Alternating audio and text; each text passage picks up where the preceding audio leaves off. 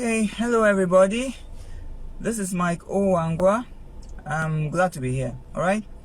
I'm a pastor, author, marriage mentor, and relationship coach. We've been doing this for several days. This is actually day 13, and this was not planned initially. We did day 13 this morning, but some things came up, and I decided to do a part B or a part 2 of what we treated today. Now, what we treated in the morning was about abuse in relationships.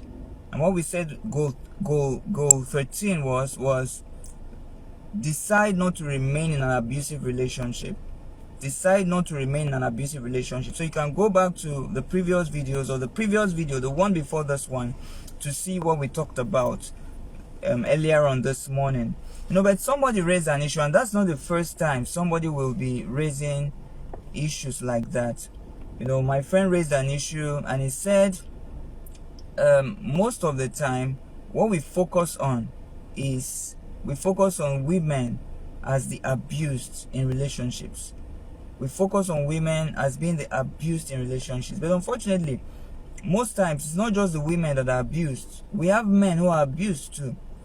So every time society seems to favor the women. So when we talk about abuse, we just assume that it's only women that are being abused in relationships. Okay, so I needed to do this to strike this balance.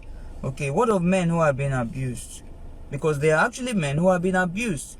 After my friend Eddie Chase raised it, I'm going to tag him in this post so he can see it, and then the rest of us can engage as well. I spoke with someone, and he said he told me of two incidents that he had experienced or witnessed.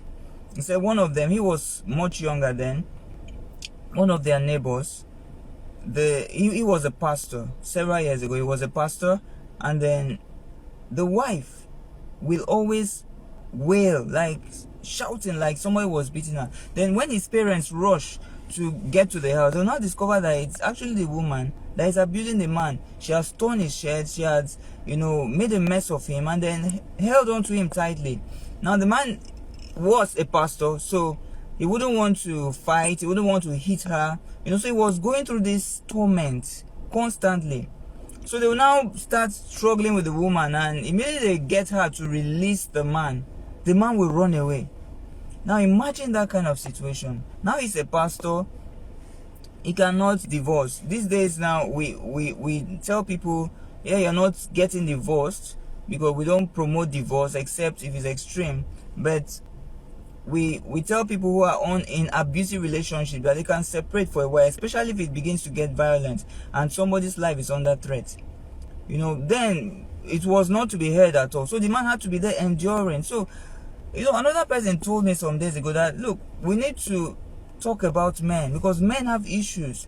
We need to talk about men who are suffering in relationships, yet they cannot speak out because everyone will favor the woman. The woman looks like the victim in every relationship, and we must strike this balance. Men are suffering, and men can't cry, men can't speak out, because when they do, they are seen to be weak, so they don't talk. At the end of the day, they have high blood pressure, and then they die before their time. Women, please help us, help our men. Don't run down your husband, don't kill him before his time. There's one place where they said you have more landladies than landlords, because they have killed their husbands with their bad character. So it's subject to proof anyway. But if a man is under pressure, he will internalize it, and most likely, as he keeps thinking about it, if he finds no way to express it, he will die before his time.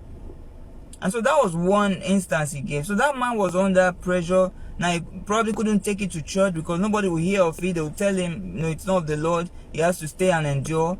And so that man was going through constant torture, constant violence, constant physical abuse, because that was physical abuse. A woman tears your shirt and does everything, and yet you can't touch her, you can't hit her.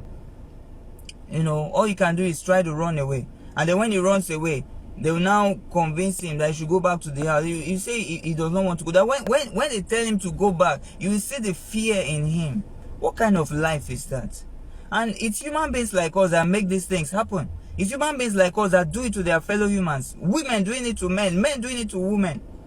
Why should the house be uninhabitable for another person just because they are married to you?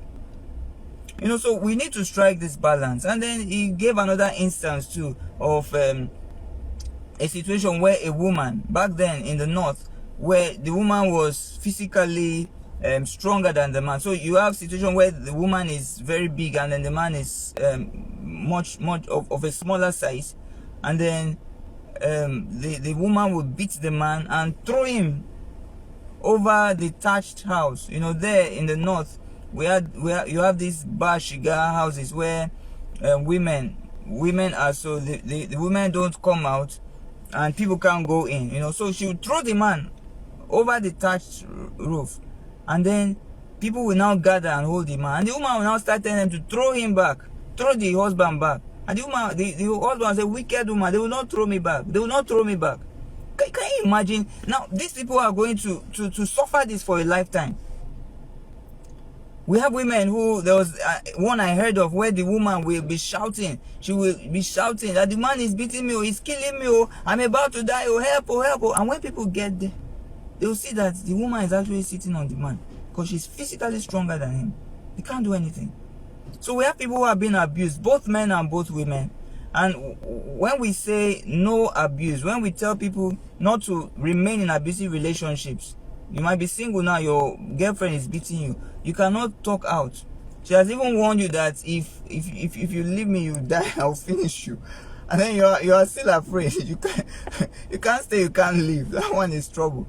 You know, but abusive relationships, no. So when you begin to see the signs before marriage, I'm going to share a video. I'm going to share a link to a YouTube video which I did sometime about abuse. You know, there I specified it. Abuse now is not just physical, it could be verbal, it could be emotional. So I'm going to put it in the comment section. Please do well to check it out and also engage as well. We have times when women stab men and injure them with their nails, with their teeth. That is still physical abuse.